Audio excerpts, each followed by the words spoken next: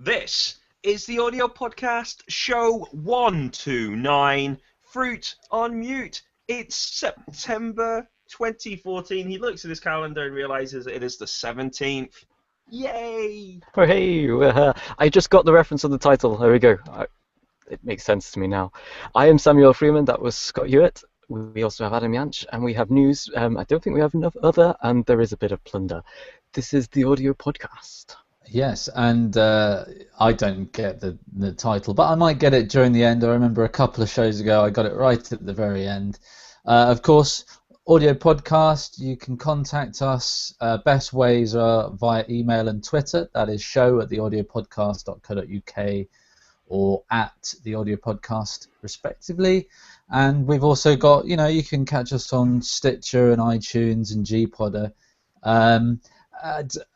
That's basically us ready to go into the news. Well, let's get straight into the news. And you know what? Whether you like it or not, you have to have the news first, Adam. Yes, and whether you like it or not, you have iTunes users have to have U2 albums put onto their computers. So basically we had the Apple keynote, the iPhone iOS keynote last week. Of course, our show was recorded just before, so we didn't really have any news. We got some, not much audio news, but one thing that most people haven't liked is that a U2 album will be downloaded into your iTunes without your permission. It's done automatically, and it's very hard to get rid of. Not everyone is actually, that doesn't happen to everyone. I don't think it's happened to me because I probably unticked the box or something like ages ago. But yeah, Apple are trying a new way of forcing music on people. I think that it's all been automatically added to the library of every iTunes account, but because of the cloud way that works, you would have to say, yes, I want to download this to my device. Was it actually downloading automatically, or maybe? As I understand it, people would just have their iTunes open, and then all of a sudden, look, there's a U2 album. I've never had any U2 albums before. There's one there. Yes, but to get the actual data, it appears in the library, but to actually have the files, you would have to consent to synchronizing that particular album from your cloud. Well, yeah, it might have been done through an iCloud tick box, and I have refused to use iCloud because when it started, it was a big mess, and I don't know. It's the clunkiest of all of the big cloud storage things, so I just refuse to use it. So maybe that's why I haven't received it, but a lot of people have received it, and as a method of disseminating music, interesting with quote marks, but distasteful as well. I think it's not a. I think Apple made a mistake in doing that because I don't know. I can't really explain why, but right now, but it's like, I suppose your music library is this cherished thing that you build yourself, and you make sure that it's to your liking, and you craftily pick the music you like, and then Apple just go and put a U2 album in there. I think when they introduced it in the keynote, it was right at the end of the presentation, and they said, oh, and by the way, music's really important to us, because we were hoping for headphone stories and headphone releases and things connected to the whole Beats thing, but there was none of that mentioned. But they did at the end have this kind of statement that we're really, Apple's really about music, in a really big way, and so yeah, this and is then their way of doing that U2. without actually giving an but we like middle of the road so much. Here's a free middle of the road U2 album, and that's the things. Actually, the album is mixed reviews I've seen online. I've put a link in the show notes, of course. The show notes, theaudiopodcast.co.uk/show/129. A link to a article by the New Yorker, which is basically a track-by-track rundown of the album, and it's very funny because the person doing it was just like, yeah, this track's not as good as this track from another U2 album, and basically saying how bland it is. None of us on the audio podcast have listened to it, though, I believe. No, and U2 albums are not really on my plans to listen to ever. To be perfectly honest, I guess they can be fairly confident this is going to be a kind of not particularly well pirated album, though. Maybe. So, Maybe it'll have the lowest rate of people dealing with pirated. dodgy copies. Or, yeah, you know. Well, the other thing is that in a few weeks' time, it will actually be taken off free download, auto download, and be put in the iTunes store to be purchased. So It would be funny though if in like 1,000 years or something like that, when people are considering are looking through the music history of various things, they this is the U2 album that doesn't exist because it was given away free, so nobody bothered to pirate it and keep it. So it just Well, Adam was saying about when it changes, it is going to be released commercially in like physical copies, CDs and LPs and things will be available, and it's only then that it will appear in like sales charts and things. Currently, despite the number of people that have access to this album, in terms of the way that music success is commercially measured is in the number of people buying it, and currently nobody's bought this, so it doesn't count. It doesn't feature, but U2 have had a very large amount of promo put their way. It's like, who was talking about U2 a month ago? So it's good for U2. They've very likely been paid a significant chunk by Apple to have their music given to everybody for free. Yeah, they're not going to give that album away, are they? So that's just not. Yeah, I have a feeling this is like a kind of, this album is probably not quite good enough to just release on its own. Let's just let Apple, do what they want with this one, and it'll be pressed for us, and they'll give us some money and all this kind of stuff. This is all speculation. I have no idea if that's actually true, and I think we should probably move on. Well, I would do, but I just wanted. I have one interjection to make here, which was that lots of the blurb around this was of people being outraged by having music forced on them.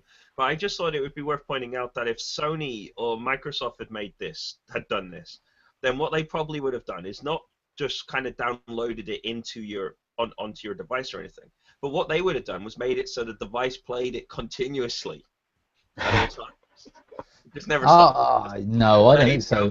Continuously on like repeat forever. You say that would have been the Sony release of this item. You say, if Sony had done this, if Microsoft had done this. Well, Sony and Microsoft haven't done this, so there you go. They actually had the sense to be like, you know what? Let's not give U2 music to everybody because maybe they don't want it. Anyway, there is a way to get rid of it, though. There is now an easy way. I'll add a link to this in the comments of the news story. There is a link in the. Oh, if you've done the SOI remove link. There's a link to the Apple documentation because Apple originally they didn't tell you how to do it. It was really funny the few days after the release because riding high in the BBC News best articles of the time list was the article on how to remove the U2 album from your iTunes library. So lots of people were looking to get rid of it. Apple finally relented and actually put some official information up. But is there another way? Well, yeah, the shortcut to the official way is itunes.com/SOI-remove. Yes, that's right. That's the shortcut. We've got the link to go straight through to the article, to the support article in the notes. But cool. Guys, let's move on to some proper audio news. So I'll take the lead on this one here. Tascam have announced some new handheld recorders. I have in my hand right now the DR-05, which I've had for many years. A number of the audio podcasts over the past few years have been recorded on this as well. I see Adam's holding up a different one as well. Which one's that, Adam? It's a Zoom. Excellent stuff. And Sam probably has a recorder as well. I do. I have my Yamaha Pocket Track C24. Excellent. So we're all very diverse here at the audio podcast. Indeed. So we all have our little kind of candy bar, slightly bigger than candy bar, and really small candy bar kind of recorders. Ooh, and Tascam have released some more. Now, all the companies are releasing these kind of things kind of every now and again, all the time, and they all kind of iterate, and at times it's hard to get interested or not hard to get interested or excited about them or not. But I saw this news story came up, and I thought to myself, you know what? Maybe I want to replace the DRO5. Now, that's a big statement. This DRO5 has been incredible. It's just such an incredible product. And what they've done is release the DR22WL and the DR44WL. And the interesting feature is they've added Wi-Fi to the hardware. So what this means is you can now upload files from the hardware directly to the internet. You could transfer files onto any other sort of device that has Wi-Fi in it as well. And they also claim that with a later software update, you're going to be able to stream audio from the recorder to a device as well. So it's down. In addition to that, you can also remotely control the recorder as well. So you can actually tell it when to record, set its levels, and those kind of elements as well. Now, you might be thinking, I don't really see why you're so excited about this, Scott, or things like that. But for me, this is the thing that would allow you to put your recorder somewhere and then record an entire event while capturing audio from it. And you can, the problem with these recorders has always been the fact that the very first set were a bit kind of ropey audio recording-wise. This sort of generation, DRO5 upwards, always had great quality audio. But the problem was, how do you get this in a sensible location without having had to have pressed the record button an hour before you really want to? And that's where having the remote control via the Wi-Fi is going to let you do that. So you'll be able to set it up, a good position for recording, and then when the show starts, whatever it is you're recording, you can just press record, and that will be it recording, and you'll be able to pause it and start it again between tracks and all that sort of other sort of things. So I thought it was pretty cool. They're also now set at 96K 24-bit as well for the two devices. And the difference between the 22WL and the 44WL is the 44 is the one with the two XLR inputs on the bottom of it, as well as the XY condenser pair. And that one also actually now comes with a proper multi-track ability as well, so you can record one track at a time to multi-track up some elements as well if you want to. Ooh. So, and I have a question, pretty cool. Scott. I have a question here, because that does sound. At first, I was like, oh, okay, all right, remote control recording, that kind of thing. But now I kind of think, is there an API of some description, or is there some way that you could connect it up to Max MSP or something like that, and for you to be able to start recording, like not just over the Wi-Fi network, but make it an Internet of Things device, and be able to say, I could start your recorder from here.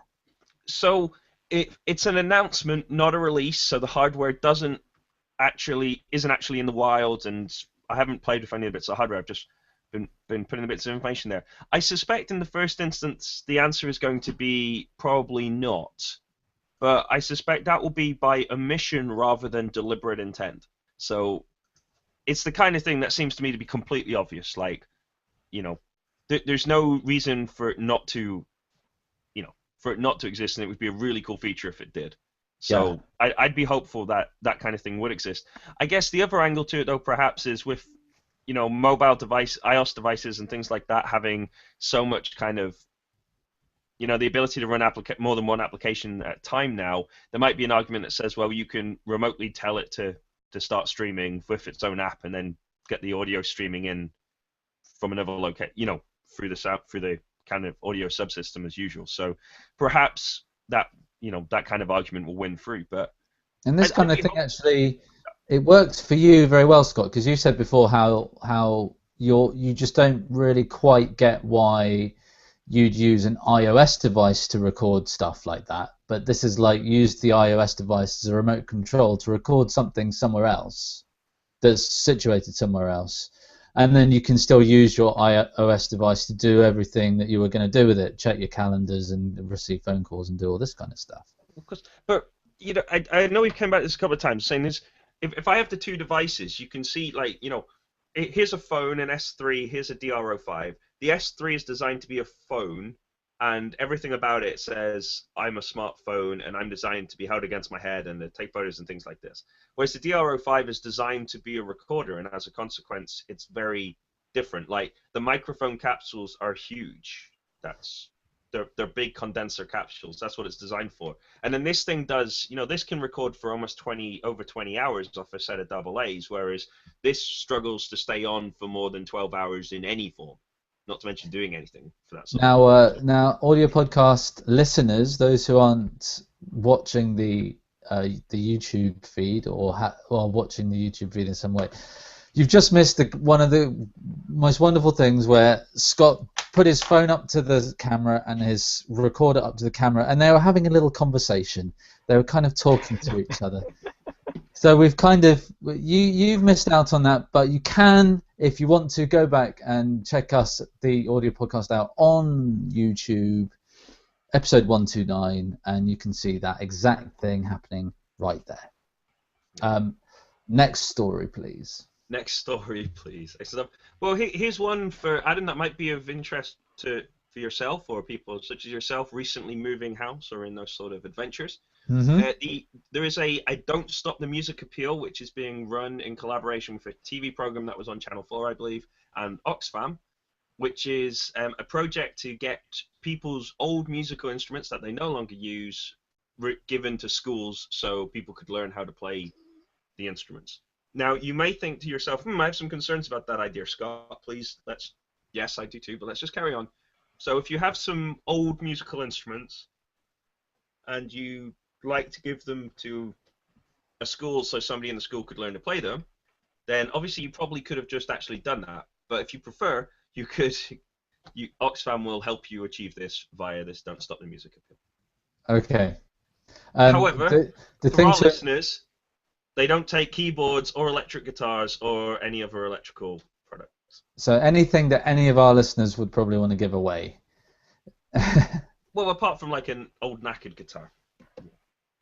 Yeah, I actually pretty much all of my stuff has electrics in it. So even if I wanted to give it away, it wouldn't work in this case. But if you've got an old trombone somewhere that's just lying around, or a sousaphone or something like that, get on it. Get on it. Cool. The other thing that they probably don't take is software, but that's fine because Summit Audio have released the TLA 100A on the UAD2, which I believe is a hardware processing platform. Indeed so. Spitfire Audio have also announced the release of a brand new sound library called EDNA01 Earth.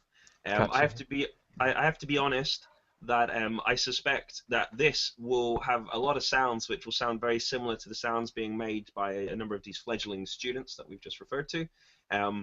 It's a kind of collection of here's sounds that we have that they believe are unique sounds, and then they've processed them in a variety of creative and unique ways to make some synthetic sounds from them. There's a YouTube video about it and an extensive piece of blurb which even in itself references the fact that this may well be the best hyperbole ever written, which for that reason alone is the reason for its inclusion within our show this week. It's called Edna. Come on.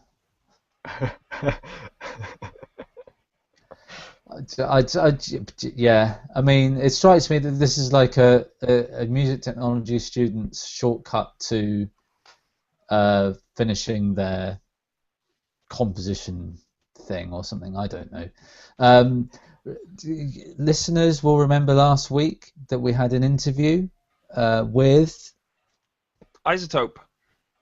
And they have now released RX4, which was the product that we were basically talking to the chap about. What was the chap's name again? Matt. It was Matthew something. Matthew Hines. Yeah, Hines. Maybe. Sorry, Matt, for forgetting your name, but yeah, as expected, they have announced RX4, which is currently on offer in terms of its price, so you can get RX4 for $299 instead of the usual price of $349, and RX4 Advanced is currently at $999 US. Woo! And that is a kind of a thing that gets rid of noises and allows you to de-noise your audio. Is that right? Like Photoshop for sound. Photoshop for sound. I remember that being a significant part of the interview last week. And last week also, did we mention this Thunderstorm 3 HD professional sound effects? I feel like we've already talked about it. It was yet to be released and was in its kind of beta version at that point there, but the full release has happened. 118 24-bit 96K WAV files of North Idaho lightning strikes, thunder, distant rain, and thunderclaps from the recordist. There we go. Adam, tell me more about iPods, because we started with unplanned Apple news. Let's have more.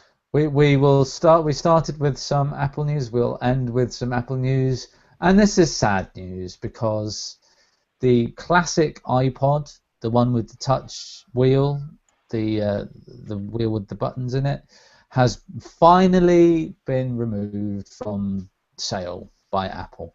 And well, to be honest, you know, some people are surprised that it lasted this long, but it was the iPod in the range that had the largest storage space. So there was 160 gigabytes. So there were quite a few people who would have used that.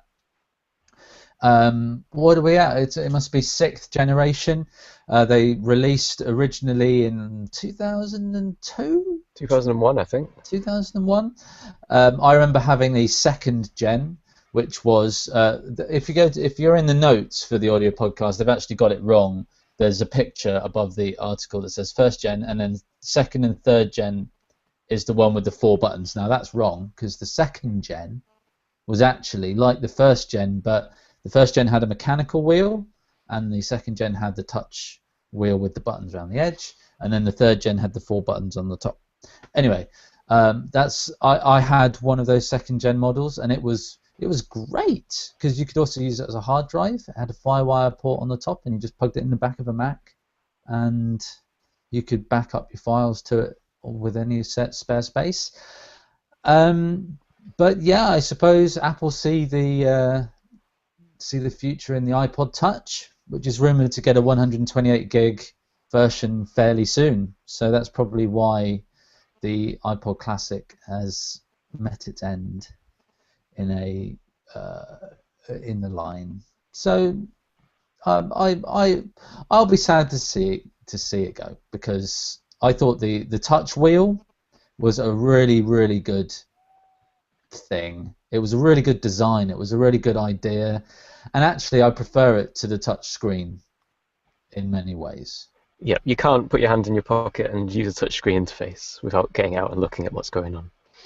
Yeah, it was very well suited to what it was supposed to do, the interface on it, and it was also one of those classic Apple designs that was like, this is how you do it. This is how you do this particular thing really well. So, rest in peace, iPod Classic. You will always have a fan in me. I don't know about Sam and Scott. Maybe not the Classic, but I've got a Nano with a similar interface. I suspect that these things are going to be supported in the software for a long time. I think that you could buy a second-hand iPod of any generation almost and plug it in via its 30-pin connection and synchronize it to an iTunes account and get your YouTube. No.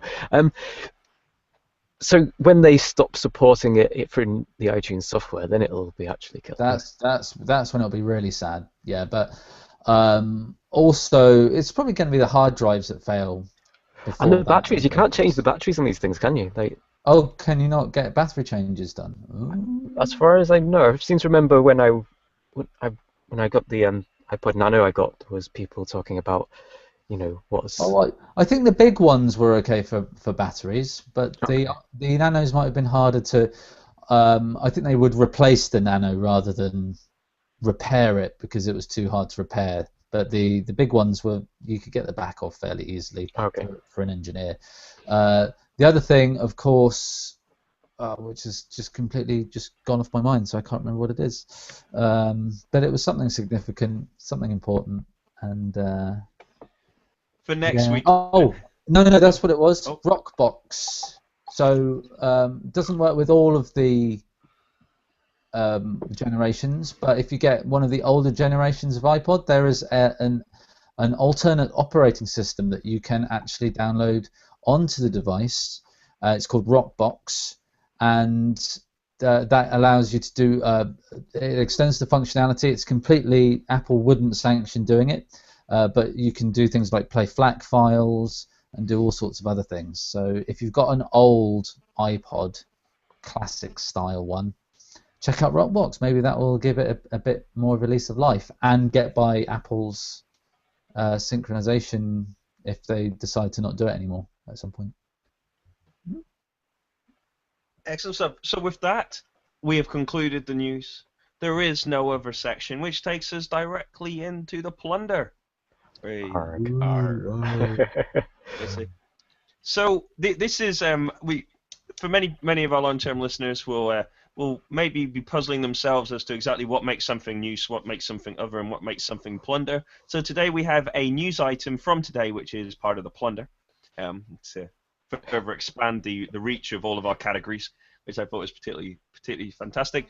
But it's just a little article here, which is about from the Independent in the UK, the newspaper, which has an article which discusses how increasingly artist revenues are actually coming from non-traditional sources, and one of the big ones is apparently payments for commercial work appearing at people's corporate parties, or even appearing at people's birthday parties is now actually a significant revenue stream for artists of a particular caliber. So I thought that was quite interesting. What really caught my attention, though, is on the side of it there is a little story about how a certain purveyor of food suggested that they offered payment in forms of vouchers for their food, which I thought was an interesting an interesting moment, perhaps. And so I thought it was funny. Hence, it gave us a great title to be able to have the title for the article as "Paying Musicians with Chicken," which I thought was an unmissable moment from an audio podcast news item. Well, article title. So I thought we'd do that. It did also remind me, though, that the days I've played many years as a musician and been paid in a whole variety of things. I don't think I've ever been offered chicken directly, but for drinks or for food perhaps, or for like a friend's wedding and stuff like that, I've done that kind of thing quite often. So. But I thought it was interesting that multinationals are now, large multinational companies are now attempting to pay musicians in chicken. Which essentially is just not paying them. Here's something that doesn't cost us anything to offer you. Yeah. Or a lot less. Well, hold on. What are the musicians doing for the multinationals? It's things like playing at people's. The article talks about a whole load of situations. So sometimes it is they do talk about how various people have been paid large amounts of money to play at their Christmas parties and things like this. So I think in the chicken scenario, it was actually a festival that the company was organizing. Okay. Music festival that they were organizing. It's a typical UK press article, so it's not, it's not very well referenced. There's a lack of kind of primary evidence inside it, but such as it is. That was my cat who was seriously protesting now. Your cat would be like, I want to be paid in chicken. Chicken's great. He's exactly like that. He would play for chicken. Yeah. He's auditioning there. So there we go. Anyway, I would recommend that you give an article, maybe have a read to the article, and it was an interesting. For me, what was interesting was the fact the article saw both sides of it. One side was a few people are getting paid large amounts of money to play for questionable characters for their birthday parties. Meanwhile, at the other end of the spectrum, the majority of people are increasingly not even being offered the option of being paid, and instead being offered kind of joke-like repayment in chickens. Well, if you get paid the equivalent amount in chicken, and not just in chicken but in vouchers, then that means you don't have to buy as much food. Just live exclusively on chicken for a couple. Well, I mean, it's kind of a form of bartering, not bartering, but they're just using chicken as money. I don't know. I'm not sure if I understand, yeah, but it's not like they're giving them like a bunch of stuff that's completely useless, like wallpaper paste. Here, I'm going to pay you in wallpaper paste. It's like, well, that's no good. I did all my wallpapering last year. That's true, but certainly the audio podcast should never be, shouldn't be your definitive legal source on this kind of information. But I suspect if you were to ask your accountant, if you were to ask an accountant regarding this, I suspect that you would. My understanding of this kind of scenario is that you would have to pay. You may find that you are liable for the tax, for the income tax on the vouchers, even though they have been paid in vouchers. Well, hold on. You're technically, it doesn't matter. You should be claiming, okay, audio podcast. You should be paying your income tax, people. Well, yes, no, but the point I'm trying to make is that if I give you £1,000 worth of chicken vouchers, then what I've actually given you is a £100 tax liability, which you can't pay in chicken vouchers. Yeah, but you'd still have to, if you were honest and you claimed that in your income tax, you'd still have to pay that tax. Well, yeah, but the point I'm trying to make though is that you can't pay when you talk about how useful it is or not, and you say, I understand the idea that you could barter your chicken vouchers, so perhaps I could take my chicken vouchers and barter them with somebody else for something else. But at the end of the day, you still at some point have to turn it into currency that you can pay your tax liability on it. Well, maybe we should petition the HMRC to accept payments in chicken vouchers. Yeah. I mean, I don't know. I mean, yeah, but those people will also be paid in money as well for other gigs. It's not like their sole money will be through chicken vouchers. You see, this makes me want to go back into this article. I want to go back into the article. Are you going to read the comments? Do you think the comments are basically exactly what we've just talked about there, about HMRC and wallpaper paste? And no, but it was the. Wait a minute. Where's the? I think the issue with the vouchers was that it was some people who were not,